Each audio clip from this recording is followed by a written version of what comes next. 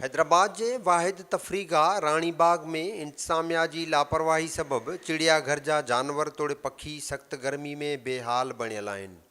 छाकाणि त इंतजामिया पारां नई जानवरनि खे वक़्त ते खाद खुराक फराहम कई पई वञे ऐं नई खेनि हीट स्ट्रोक खां बचाइण लाइ के जोगा बंदोबस्त कया विया आहिनि, जंहिं करे बेज़बान पखी तोड़े जानवरनि में बीमारियूं बि पकड़जण जो ख़दशो बरक़रार आहे।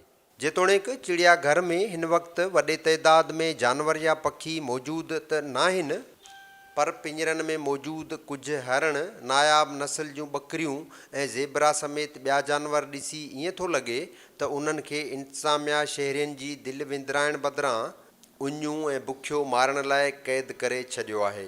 रानी बाग तोड़े चिड़ियाघर जो सैर करण लाइ ईंदड़ शहरी बि जानवरनि खे बेहाल ॾिसी इंतज़ामिया ते सख़्तु कावड़ियल आहिनि।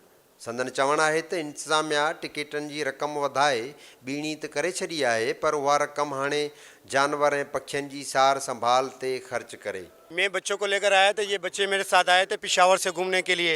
इन्होंने कहा कि हैदराबाद में कोई ख़ास चीज़ दिखा, तो यहाँ रानी बाग लेकर आए। रानी बाग की जगह जो है ना, यहाँ पर आप देख सकते हैं कि क्या है, कितना कचरा है और कोई फैसिलिटीज़ नहीं। जानवर तो मतलब जैसे एक नाम होता है जानवर का, लेकिन यहाँ पे जानवर नाम की कोई चीज़ नहीं है। और गर्मी है उसके बावजूद यहाँ पर इनके लिए कुछ नहीं है। और उसके अलावा जो है ना, मतलब 20-20, 30-30 रुपये का टिकट ले रहे हैं, मेन गेट पर भी ले रहे हैं, यहाँ पर अंदर एंट्री के ले रहे हैं, लेकिन कोई भी फैसिलिटीज़ नहीं है। यहाँ आज हम आए थे अपने कुछ बोर्ड के हवाले से, लेकिन हमने सोचा अपना चिड़िया पार्क विज़िट कर लें। ये रानी बाग के नाम से जो मशहूर है, लेकिन यहाँ जानवरों को देख के बहुत दुख हुआ, क्योंकि ये भी बेज़बान है लेकिन मखलूक है अल्लाह ताला की। तो हम हुकूमत से अपील करते हैं क्यों ना इन्हें भी सपोर्ट किया जाए और इनको खाना दिया जाए। अगर आप मूवी को इस तरफ करेंगे तो बिल्कुल यानी कि कोई खाने की चीज़ नहीं। आप बेटा क्या देखने आए? यहाँ अभी फ़िलहाल तो बंदर देखे, अभी आगे जाके और जानवर देखेंगे। यहाँ पे ये बहुत हालत ख़राब है। यहाँ पे हमसे 30-30 रुपये लेते हैं टिकट, 3 साल से ऊपर का, लेकिन यहाँ पे इनको कुछ भी वो फैसिलिटीज़ नहीं है। सारे ऐसे ही बदबू आ रही है, ना पानी है ना खाना है, ऐसे गर्मी है और बहुत बदबू आ रही है। शहरियुनि जी तफ़री लाइ इंतज़ामिया पारां चिड़ियाघर में बदक, मोर ऐं तोतनि सां गॾु कुझु पखी बि पिंजरनि में क़ैद आहिनि, पर बदकनि लाइ पिंजरनि में छॾियल पाणी में एतिरी बदबू आहे जो तफ़री लाइ ईंदड़ माण्हू पिंजरे जे वेझो वञण लाइ तयारु न आहिनि।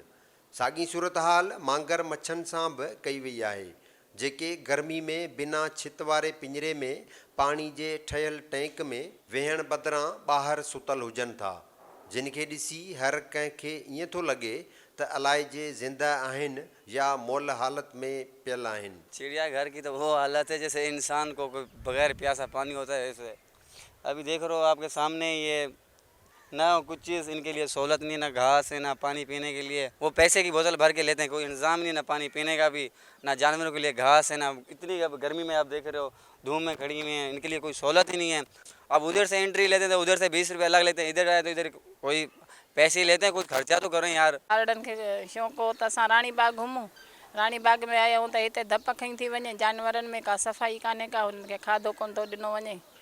मांगर मच्छ जेके ईअं पिया आहिनि, ख़बर न आहे त मोल आहिनि या ज़िंदा आहिनि, चुरनि पुरनि कोन था। अच्छा अम्मा, हीअ ॾिसो सासी सां आहिनि तोता पखी जी वीचारा, इन्हनि खे जी, इन्हनि खे कुझु बि पाणी बि कोन। टिकट वठण जे लाइ गेट अंदरि टपण नथा ॾियनि। नंढड़े ॿार जी 3 सालनि वारे जी फुल टिकट था वठनि, पोइ था दर गुज़रण ॾियनि। न कुझु जानवरनि जी धप खई थी वञे, हरणनि में हेॾे होॾे रांदो, असांखे बदबू आई, असां बीह न सघियासीं, असां वापसि आयासीं, छा ॾिसूं। मुल्क में मजमूई तौर गर्मी जी शिदत में इज़ाफ़े बैदि हैदराबाद बि सख़्त गर्मी जी लपेट में आहे। उन लाइ गर्मी खे नज़र में रखंदे चिड़ियाघर जे जानवर तोड़े पखियुनि खे हीट स्ट्रोक खां बचाइण लाइ उपाउ वठणा हुआ, पर पखियुनि तोड़े जानवरनि लाइ ठहियल पिंजरनि मां अधो अधु पिंजरनि खे छित ई नाहे जो जानवर तोड़े पखी पाण खे गर्मी खां बचाए सघनि।